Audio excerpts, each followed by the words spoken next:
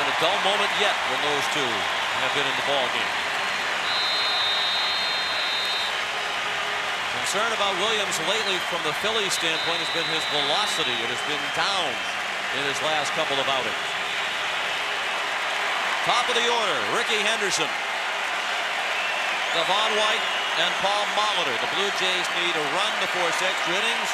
2 runs and they're the world champions.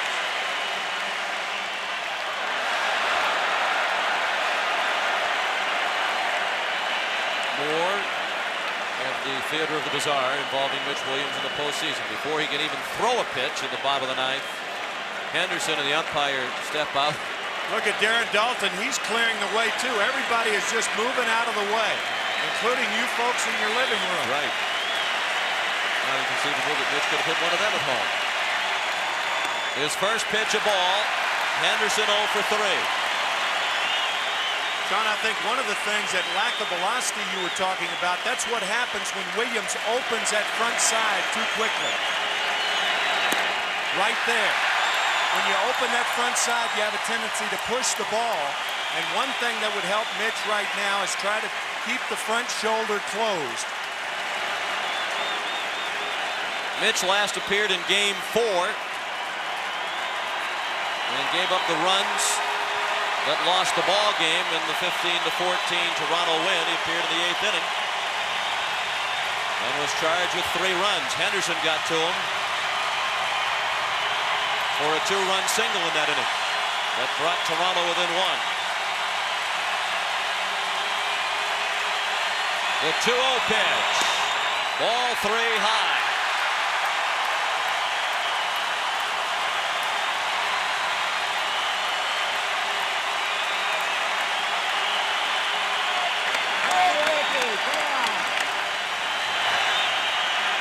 Ball 4. Williams walks Henderson on 4 pitches to open the 9th.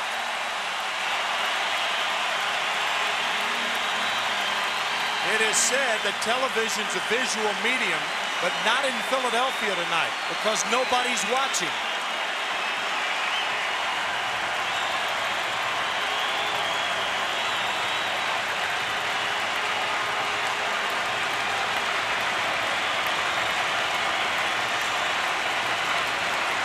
The tying run is at first. The go-ahead run, the winning run, the run that would win the World Championship, comes to the plate in the person of Devon White, who had the 2-run triple at the expense of Mitch Williams that won Game 4, 15-14.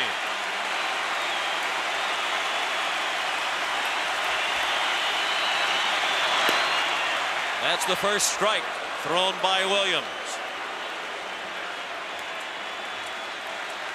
Any thoughts of a bunt by Cito Gaston in this instance? Yeah, I think so. I think that's a possibility.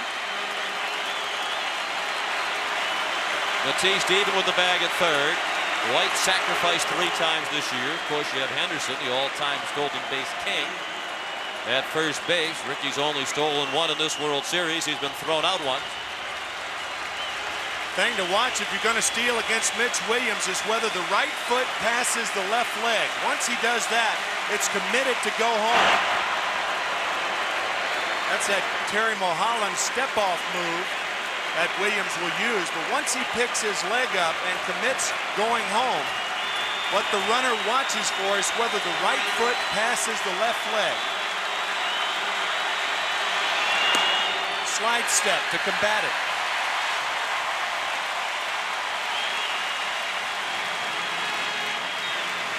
1-1 the count.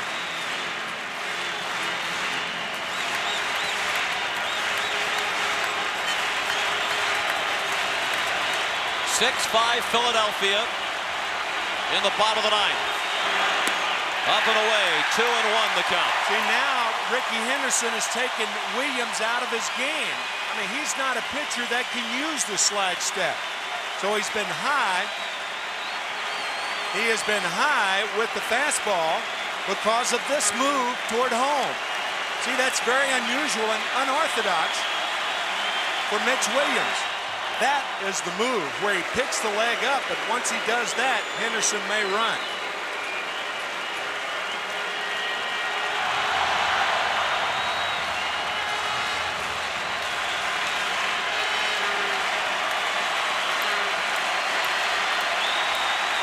To the plate comes Williams. Foul ball by White. 2-2 the count. Paul Molitor is on deck. You're just joining us. The Blue Jays jumped off to a 3-0 lead in the first inning. They led 4-1 after 4, and then the Phillies scored 5 times in the 7th to take a 6-5 lead. There's not been any scoring in the game since then, despite opportunities on both sides. Henderson at first, nobody out. 2-2 to White, foul ball.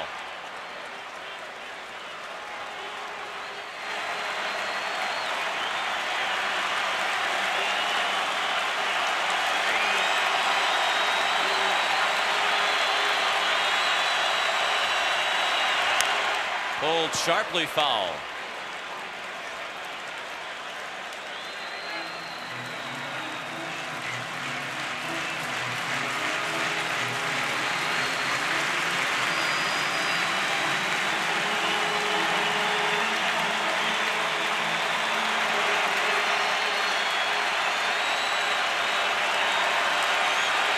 Another 2-2 pitch.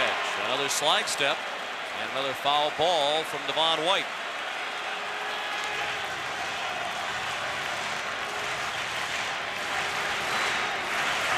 Got Kim Batiste on the line at third. If White hits the ball into the position, a double play gets him out of trouble. It's 2 out and nobody on. I think what he's protecting against here is second and third and nobody out. But I think the odds are now to play the fat part of the field and forget about the line. I mean, what are the chances if Ricky Henderson gets on third with nobody out? Could probably score. And now Williams is in danger of walking White. The 3-2 pitch. In the air, left center field. Incaviglia makes the running catch. He and Dykstra had an anxious moment as they looked at each other. It looked like Incaviglia thought Dykstra was going to take charge, and apparently Dykstra didn't see the ball because Incaviglia picked it back up and made the play. Dykstra did not see the ball. You can see him look at Incaviglia right there. And Incaviglia saw it all the way and properly made the catch. For the first out of the ninth, 6-5 Philadelphia. Paul Molitor, 2 for 4 tonight. An RBI triple and a run scored in the first, a solo home run in the 5th. Ricky Henderson at first with 1 out.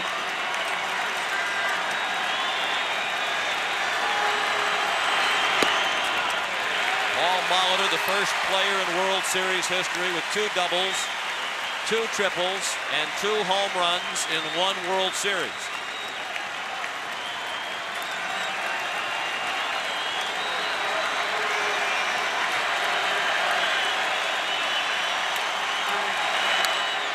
Fouled away, 1 ball and 1 strike. The 2 pitches to Molitor, both clocked at 91 miles per hour. And apparently the velocity has returned to Mitch Williams, who was clocked in the mid-80s in his last appearance in Game 4. Line to center, falling fast, a hit. Third of the night for Molitor. Henderson stops at second.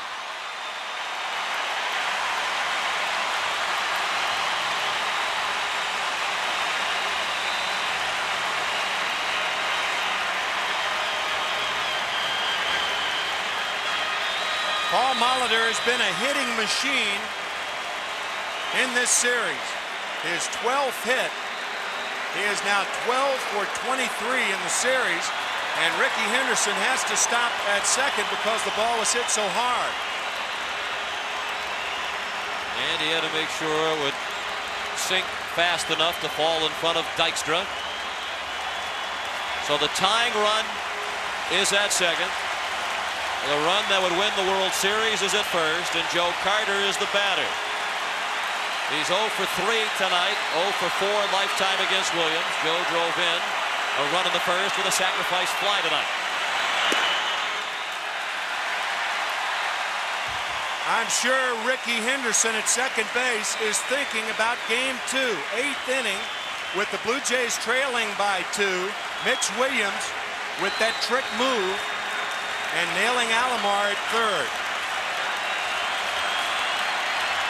Morandini playing very close to the bag, trying to keep Henderson close to second. Williams has fallen behind Carter 2-0.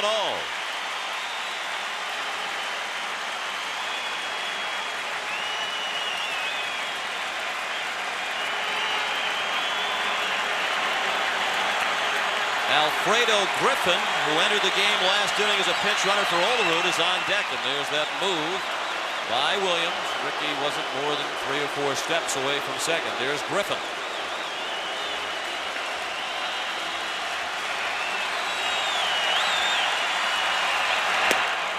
And there's a strike. 2-1 on Carter.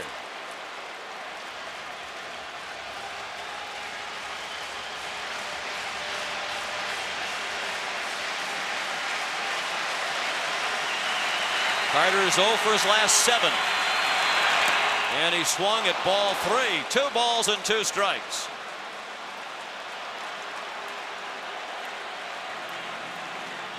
That was a flat-footed strike at Joe Carter, a flat-footed swing that he took at that slider from Mitch Williams. Looked awkward, didn't he? Now the 2-2. Well hit down the left field line. Way back and gone!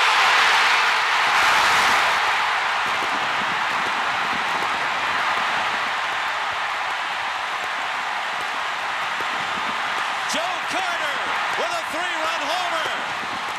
The winners and still world champions, the Toronto Blue Jays.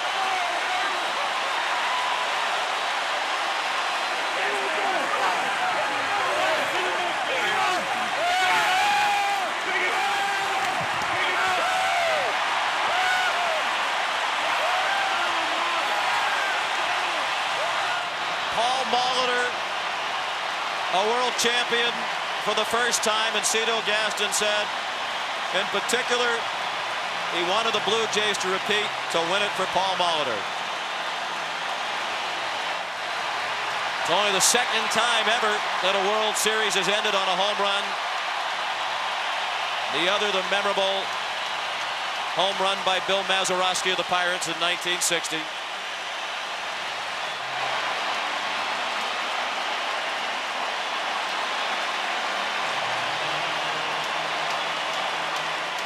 Carter didn't quite hit it all the way to that sign, but it had enough to clear the fence and left.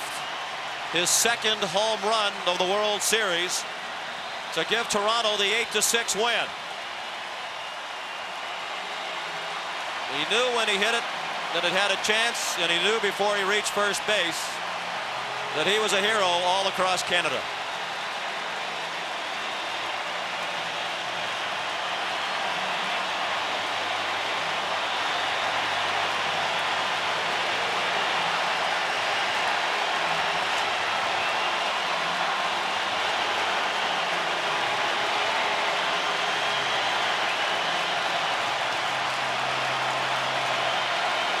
An incredible ending to a postseason that had many remarkable and memorable moments.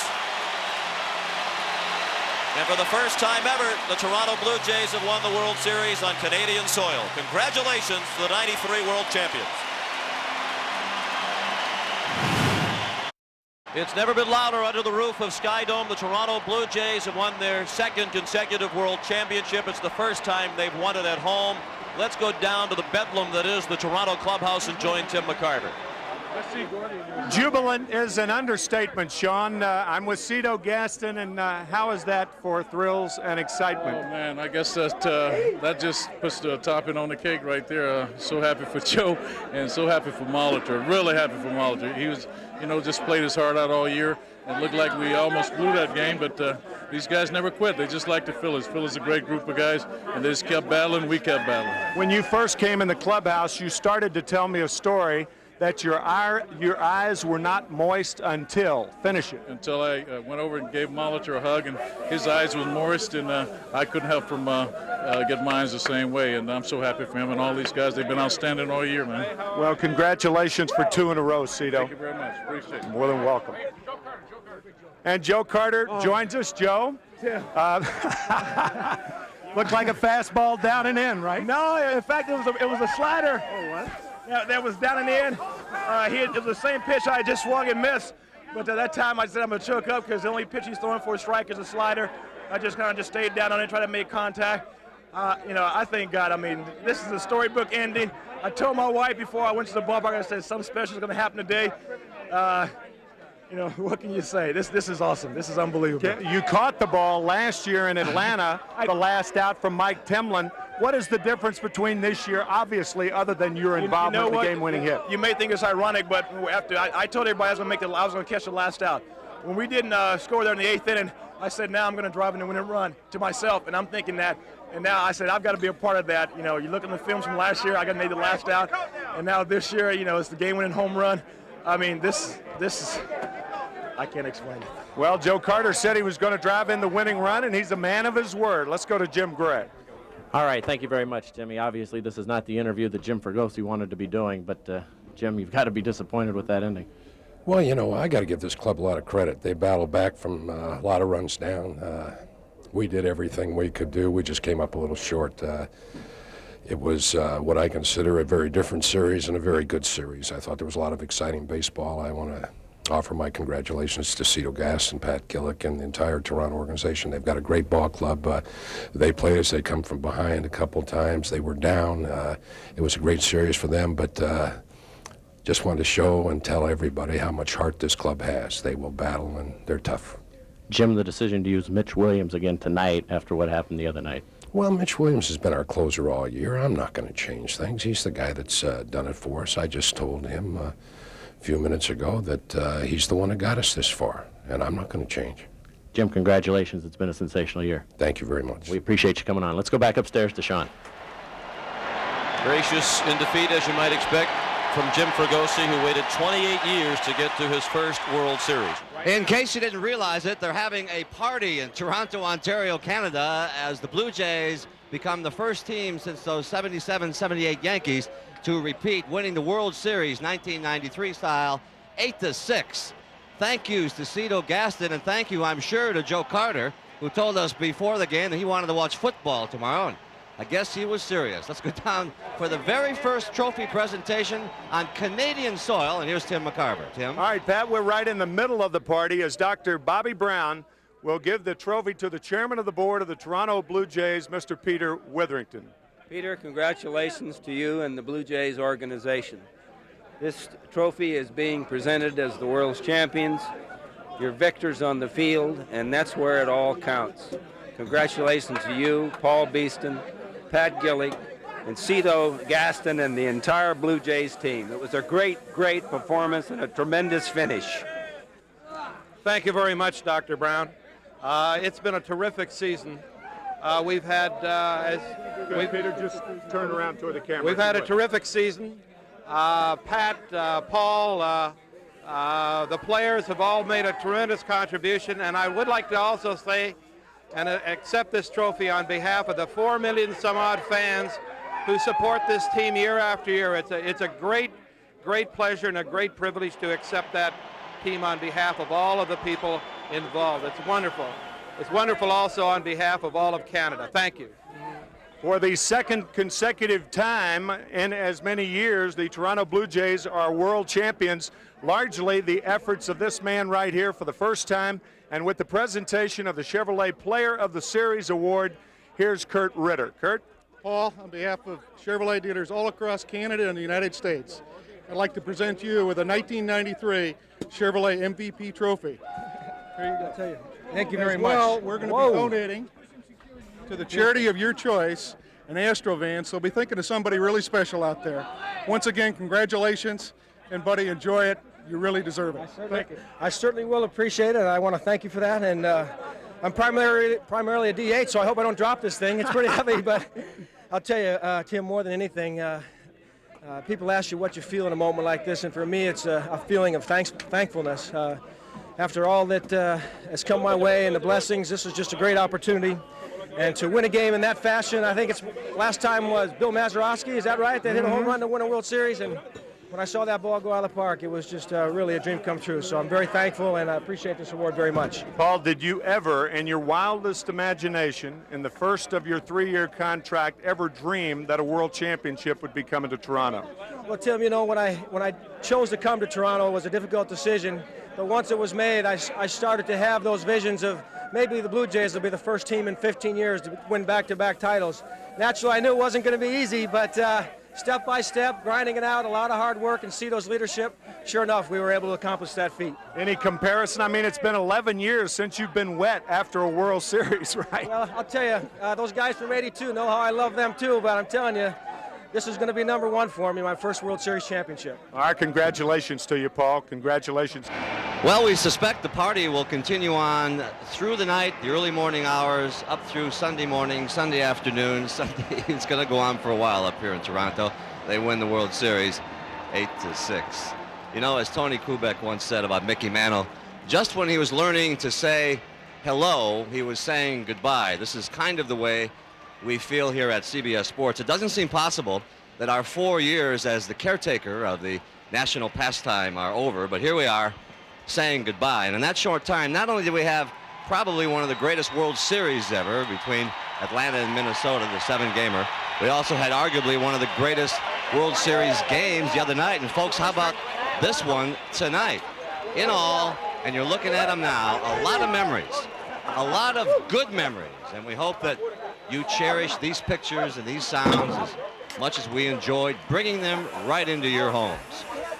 Time to say goodbye, but knowing full well that the grand old game will never say goodbye. It just keeps rolling up the memories. From all of us here at CBS Sports, I'm Pat O'Brien. Thank you for watching.